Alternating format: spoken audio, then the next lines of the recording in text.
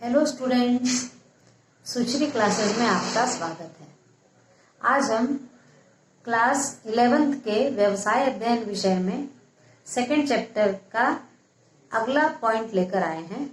Second chapter है व्यवसायिक संगठन के स्वरूप और इसके अंतर्गत आज हम 3 टॉपिक्स पढ़ेंगे। एकाकी व्यापार पर वैधानिक प्रतिबंध, एकाकी व्यापार का क्षेत्र या उपयुक्तता और क्या एक व्यक्ति का नियंत्रण विश्व में सर्वश्रेष्ठ है।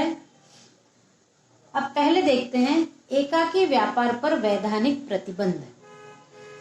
तो एकाकी व्यापार पर वैधानिक प्रतिबंध होना अनिवार्य है। वैसे उतना ज्यादा प्रतिबंध नहीं रहता है, थोड़ा प्रतिबंध तो एकाकी व्यापार पर भी होता है, वैसे कम होता है।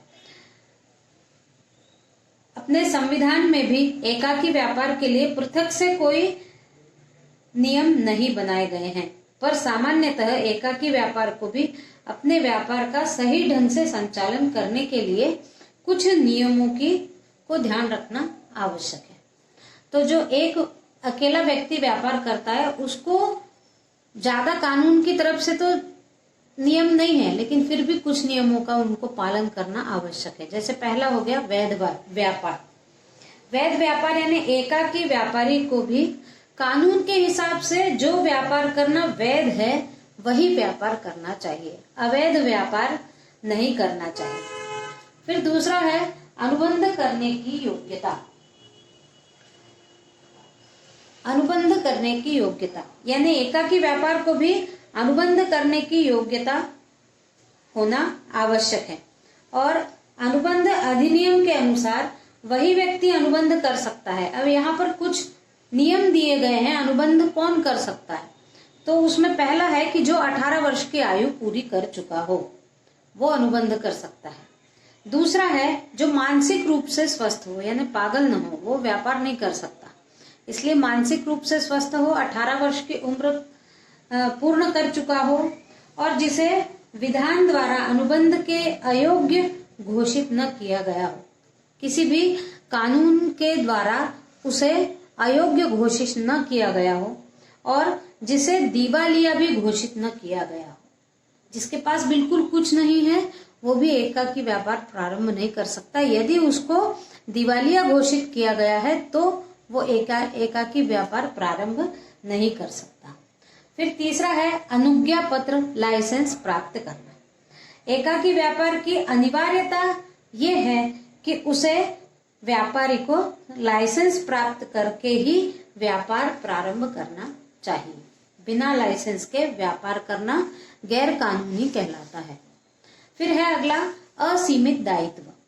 वैसे भी एकाकी व्यापार के असीमित दायित्व होते हैं क्योंकि वो अकेला होता है, इसलिए यदि उसको हानि होती है तो उसको अपने पास से उस हानि की पूर्ति करना पड़ती है। फिर करों का भुगतान, जो ज्यादा कानून ना हो, फिर भी ज्यादा कानून नहीं है एकाकी व्यापार के लिए, लेकिन फिर भी सरकार के द्वारा दिए गए करों के कानूनों को उनको मानना पड़ता है और निगम या बोर्ड के द्वारा जो भी कर लगाए जाते हैं उनका भुगतान समय पर करना अनिवार्य होता है। फिर है दिवालिया अधिनियम। एकाकी व्यापार पर दिवालिया अधिनियम लागू होता है, उसे दिवालिया भी घोषित किया जा सकता है। यदि उस व्यापार का बहुत कर्ज हो गया होगा व्यापारी का, तो उसको दिवालिया अधिनियम के अंतर्गत दिवालिया भी घोषित किया जा सकता है। अब हम देखते हैं एकाकी व्यापार का क्षेत्र या उपयुक्तता।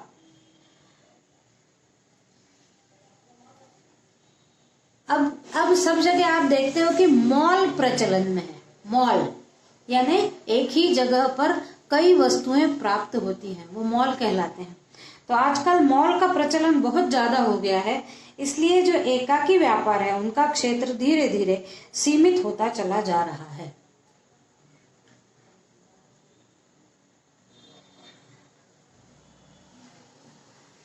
तो एकाकी व्यापार जिसमें ग्राहकों का व्यक्तिगत ध्यान देना आवश्यक हो जाता है, यानी यदि आपका दायरा सीमित है तो ये आवश्यक है कि प्रत्येक ग्राहक का ठीक से ध्यान देना चाहिए। व्यक्तिगत बोलचाल की भाषा अच्छी होनी चाहिए ताकि ग्राहक दोबारा हमारे पास आ सके। फिर दूसरा है शीघ्र निर्णय लेने की आवश्यकता। एकाकी व्यापारी को शीघ्र निर्णय लेने की आवश्यकता होती है। यदि वो निर्णय जल्दी नहीं लेता है तो बहुत कुछ नुकसान भी उसको हो सकते हैं। फिर जोखिम कम हो। एकाकी व्यापार में जोखिम कम होती है क्योंकि उसका ज्यादा बड़ा व्यापार नहीं होता है। जितना ज्यादा बड़ा व्यापार उतनी ज्यादा जोखिम, जितना छोटा व्यापार उतनी कम जोखिम। और कम पूंजी से संचालन। एकाकी व्यापार को बहुत कम पूंजी से भी संचालित किया जा सकता है। छोटी सी पूंजी लगाकर फिर धीरे धीरे बड़ा किया जा सकता है। फिर है सीमित क्षेत्र। एकाकी व्यापार का क्षेत्र सीमित होता है क्योंकि वो छोटा दायरा है उसका, तो सीमित क्षेत्र में। या फिर स्थानीय बाजार भी हो सकता है। अपने ही स्थान पर बाजार के दिनों में दुकान लगाना, तो उसकी स्थानीय बाजार एक सीमित क्षेत्र में होता है। फिर है साधारण बंधकीय योग्यता। यानी एकाकी व्यापारी के लिए यदि उसके पास में बहुत कम प्रबंधकीय योग्यता है तो उससे भी उसका काम चल जाता है। फिर ऐसे वस्तुओं का बाजार जहां सीमित प्रतियोगिता हो। तो एकाकी व्यापारी का बाजार बहुत सीमित प्रतियोगिता वाले स्थान पर होता है। सीमित प्रतियोगिता यानी एक वस्तु को बेचने वाले बहुत सारे विक्रेता हों तो वहां पर प्रतियोगिता बढ़ जाती है। लेकिन एकाकी व्यापार के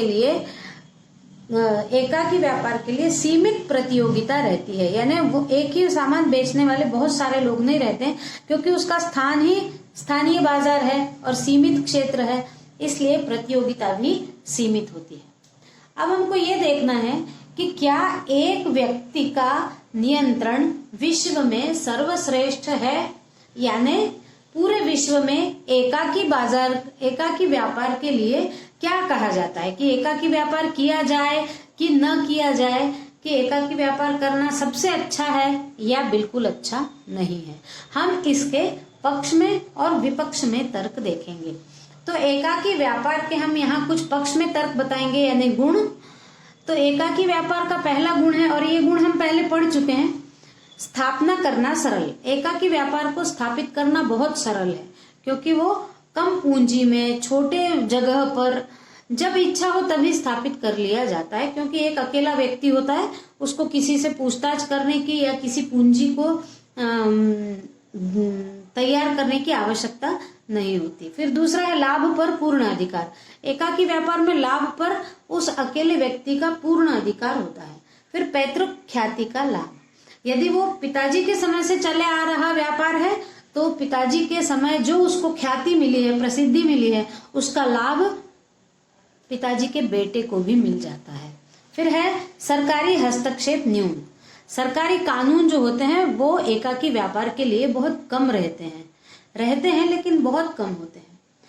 फिर ऋण प्राप्ति में सुविधा। एकाकी व्यापार को ऋण भी आराम से आसानी से मिल जाता है। लेकिन कुछ लोग मानते हैं कि एकाकी व्यापार अच्छा है तो उसके गुण ये हैं, लेकिन कुछ लोग मानते हैं कि एकाकी व्यापार में भी कुछ दोष है या उसके विपक्ष में तर्क। तो पहला है सीमित साधन और असीमित दायित्व। यानी एकाकी व्यापारी के लिए बहुत सीमित साधन है। जो वस्तुएं बना रहा है या वो बेच रहा है या घर बैठे बैठे किसी ने अगरबत्ती का धंधा शुरू किया है तो उसके लिए बहुत सीमित साधनों की आवश्यकता है, बहुत छोटी पूंजी की आवश्यकता है। मशीनें ना हो तो हाथ से भी किया जा सकता है, तो बहुत सीमित साधन लगते हैं। और असीमित दायित्व होते हैं क्योंकि वो अकेला होता है तो उसी को कच्चा माल लाना है, जो भी है पैकिंग करना है, यदि मशीनें नहीं है तो हाथ से अगरबत्तियों को बनाना है, फिर जगह जगह बेचने के लिए पहुंचाना है, तो उसके दायित्व बहुत असीमित होते हैं। फिर है अस्तित्व अस्थायी। यानी कहा नहीं जा सकता कि ये एकाकी व्यापार कितने दिन चलेगा, हो सकता है न चले तो उसका अस्तित्व ही खत्म हो जाए, तो अस्थायी अस्तित्व है उसका। फिर सीमित प्रबंधकीय योग्यता। उसके पास प्रबंधकीय या मैनेजमेंट उसके पास ज्यादा नहीं है क्योंकि उसने मैनेजमेंट की पढ़ाई नहीं की है। तो यदि पढ़ाई नहीं की है तो उसका जितना बुद्धि चले उस हिसाब से वो अपना प्रबंध करता है, तो वो योग्यता फिर भी प्रबंध शास्त्र जो पढ़ेगा उसके पास जो योग्यता है उससे कम ही उसके पास योग्यता होती है। तो ये उसके दोष थे। तो ये उसके पक्ष में तर्क और विपक्ष में तर्क हमने देने के बाद उसका क्या नतीजा निकलता है कि यदि छोटा क्षेत्र है व्यापार का और कम पूंजी है, जोखिम भी कम है और अकेला नियंत्रण भी रख सकता है, तो एकाकी व्यापार ठीक है। यानी यदि छोटे क्षेत्र में बहुत छोटा सा पैसा लगाकर, पैसा कम लगेगा तो जोखिम भी कम होगी, और यदि वो अकेला ही उस पूरे व्यापार पर नियंत्रण रख सकता है तो एकाकी व्यापार अच्छा है। लेकिन यदि बड़ा क्षेत्र है, यानी बहुत बड़ी कंपनी है, बहुत ज्यादा पूंजी लगी हुई है, पूंजी ज्यादा लगी है तो जोखिम भी ज्यादा है, और नियंत्रण एक अकेला व्यक्ति नहीं कर सकता, उसके लिए प्रबंधकों की टीम चाहिए। यदि ये ऐसा है तो एकाकी व्यापार ठीक नहीं है। उसके लिए आवश्यक है कि कुछ ज्यादा लोगों को शामिल किया जाए, जो प्रबंध पढ़े हों या जो नियंत्रण अच्छी से कर पाए। ऐसे लोगों की आवश्यकता उस व्यापार को बनाए रखने के लिए होगी।